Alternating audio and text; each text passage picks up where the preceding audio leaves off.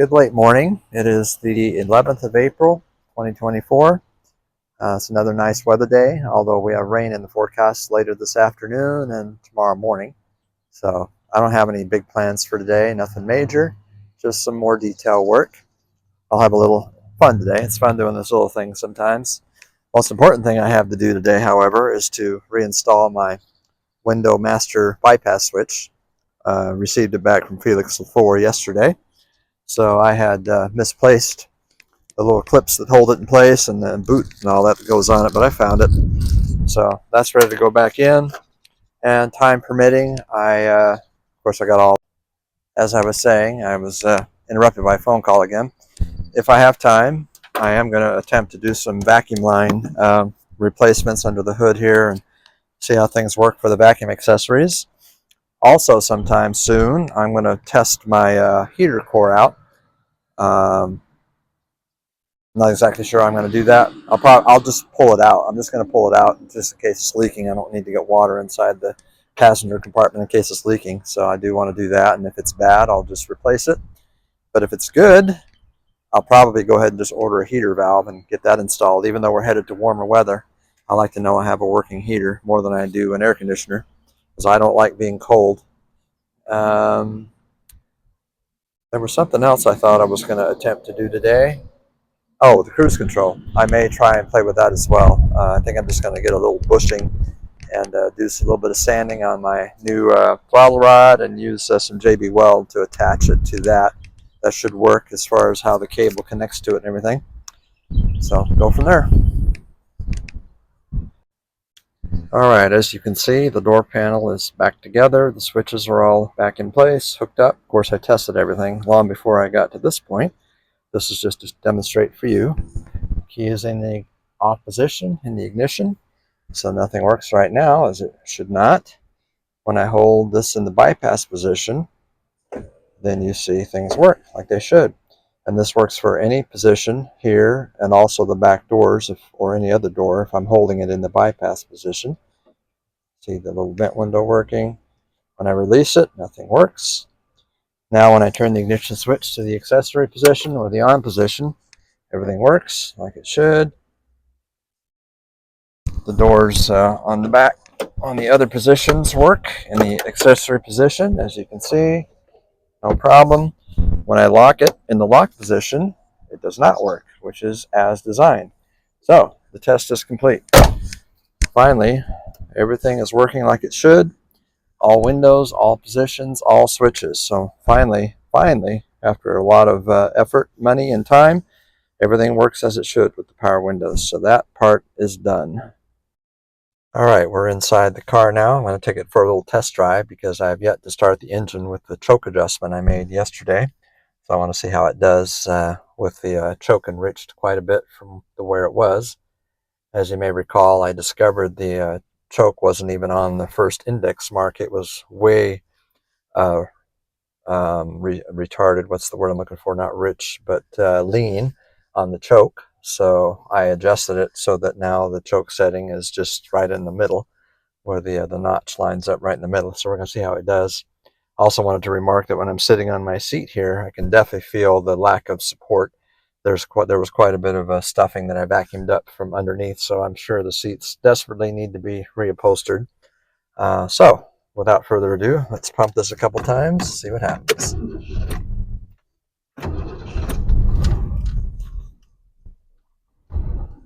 Okay.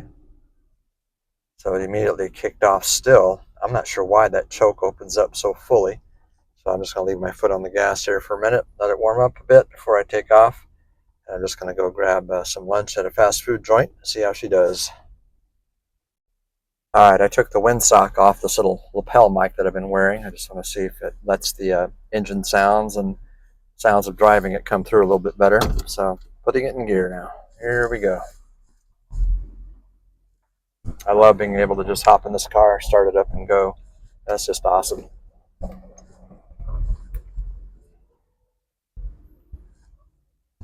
Still being, very cautious about driving it right now since I don't have good tires and front end alignment.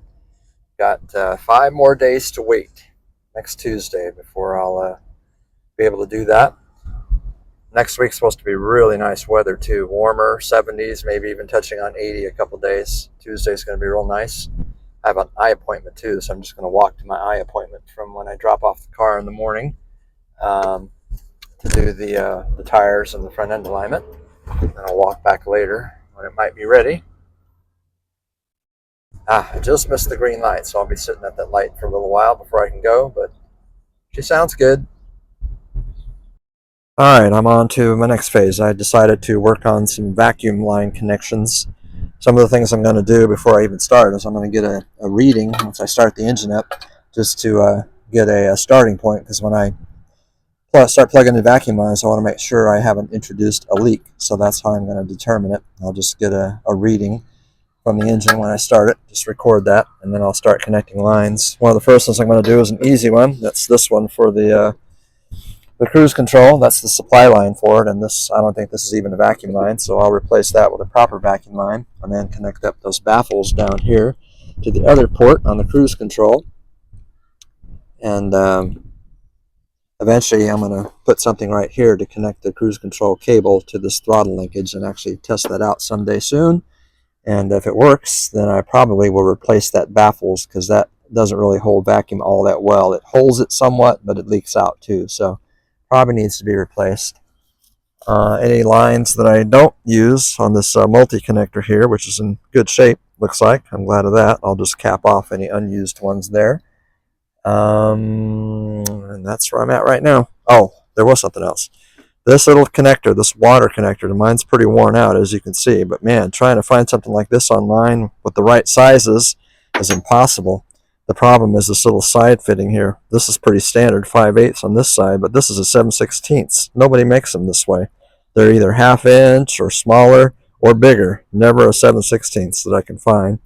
And that's the size that I need, because the 7/16 hose is what fits it, and the heater valve properly anyway.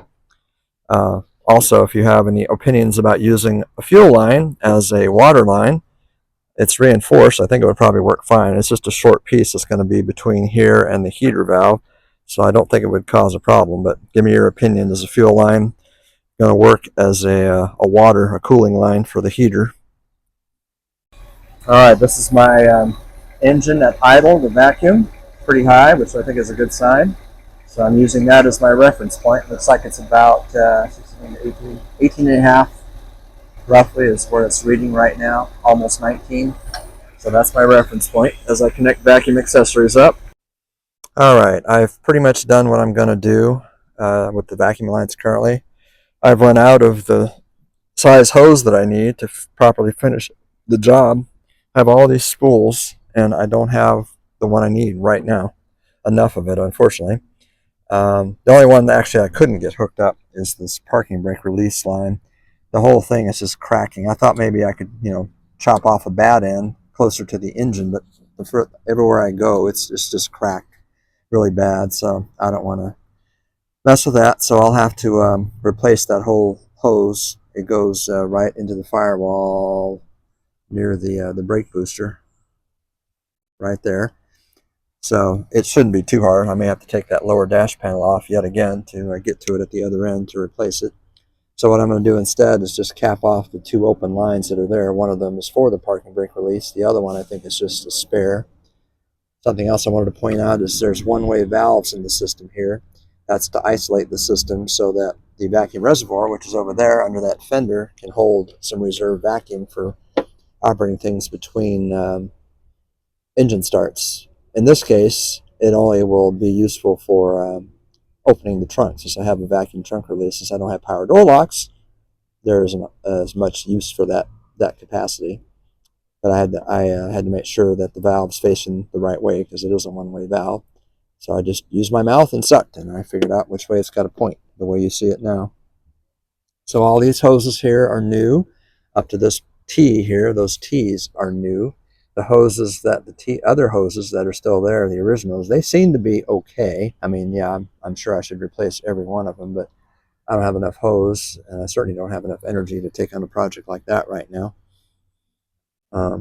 So I'm going to cap these off, and I'm going to start the engine and check my vacuum to make sure I haven't introduced a leak somewhere, and hopefully that'll be okay. something else I meant to point out. There's a small little vacuum line right here that I've got capped off. This is the one that operates the heater valve, which I don't have in place, so I just put a new hose in there and then cap it off. So that'll just sit there tucked away for now. So from what I can see, the reading looks right where it was before, so that's a good sign. That means after hooking up the all those hoses, I did not introduce any vacuum leaks. So I'm pretty excited about that. I actually didn't expect that. I thought for sure wait a minute, something's not right. I didn't tap these off. Let me tap those off and try this again. Alright, now that I capped those two open ports off, the vacuum went up even higher. In fact, it's higher now than it was before, which I don't see how that's possible, but that's what the needle's telling me. But anyway, I think I'm okay as far as any vacuum leaks. I don't think I have any. The only thing I can test right now, which I'm going to go do in the car, is press the button to open the trunk. Let's see if that works. There should be vacuum there now. And I don't think there should be any leaks under here. So let's press that button and see if the trunk opens.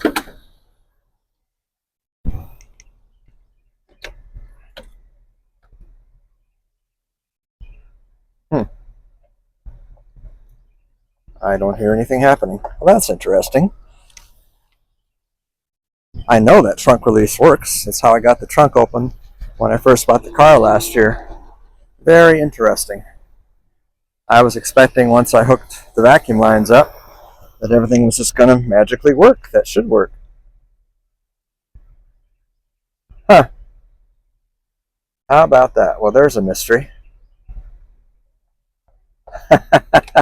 Okay. I'm not sure what's going on there. Let me go operate the heater and AC control, see if it moves the vents around in there like it should. Let's see what happens there. This is interesting.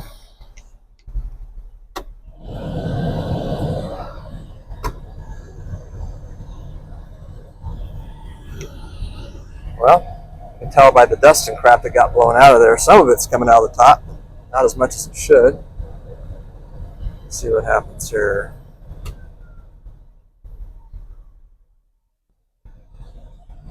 Okay, the fan speed changed. I guess I need to take a glove off so I can really feel what's going on in here. Kind of hard to feel with gloves on.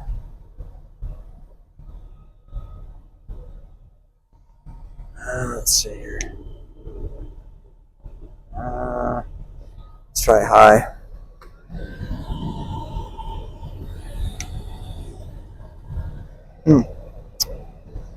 I'm not sure there's any vacuum coming in this car at all, to be honest, which doesn't seem possible to me. And yet there is something coming up here. I can feel it. Definitely air coming out the top, so I guess that's good. At least I can de-ice and defog my window, if nothing else. But when I put it down low, it should come out on these other vents here. So I guess I have some more troubleshooting to do. That's interesting. Oh well. So I plugged in that other hose that's, I think, is for the parking brake release. So I'm at least going to see if that works. Something inside this car's got to work. All right, let's see what happens when I put it in gear right now. Ah, look at that. Okay, something worked. Vacuum. That's vacuum controlled. I'm sitting in my living room now doing the wrap-up video. I got caught in a rain shower when I was out earlier. I was actually driving the car, doing a couple of errands. I went to the hardware store and got a small bushing that looks like about the same diameter as the original plastic fitting on the cruise control attachment to the throttle rod. My intention there is to just attach it directly to the throttle rod with JB Weld, and that should work. I don't see why it won't work. That JB Weld is amazing stuff. So I'll play with that the next time I have a chance. It's supposed to rain tomorrow, Friday. I don't know if it'll rain all day or not, but I won't be working on it in the morning anyway. I also went to Advanced Auto Parts, got some more bulk vacuum hose because I needed some more. I think it was 7/32, I think is what it ended up being. And for some reason, all the hose I bought, I didn't buy that particular size. I guess I just didn't know what I needed at the time. But anyway, so I bought several feet of that, and I also got a box full of the little plastic fittings or straight fittings where I can extend hoses or splice hoses together if necessary. Um, oh, it was kind of fun too because the guys at Advanced Auto Parts, they had to come out and look at the car and look at the engine and all that. So it's always fun, to share like that, and encourage me to come to car shows and all those fun things that we do with these old cars. Um, so anyway, I enjoyed driving it. Also wanted to mention, I don't think I've mentioned that in these videos yet. I just threw it out on Facebook, but I ran across this 67 Lincoln that's just a shell of its former self that apparently has been sitting outside for many years at a business in Langhorne, Pennsylvania, which is north of Philadelphia. It's an area I pass through once a week, and I just happened to spot it. Got a hold of the guy today. I left a sticky note on his door yesterday, and he called me today, and we chatted a while. And he wants a certain amount of money for the car. He's willing to sell it, and I'd only consider buying it because it has a complete drivetrain. And he claims it does run and drive, even though it's been sitting there for many years. It was running and driving when he parked it there years ago. So we'll see. I don't know. I mean, it'd be a valuable thing to have just for the spare parts, but I really don't have a place to store it and, a way to remove the engine or transmission, which is what I would do with it. The car itself, the body is just pretty much ruined. It's beyond repair as far as I can tell. The floorboards are all rotted out really bad, all that kind of stuff. It hasn't had window glass in it. So anyway, sometimes when you run across something like that, you just kind of have to take the opportunity because parts for these cars are hard to come by, especially if you're trying to keep it original like I am. So anyway, it was a fun day. See you later.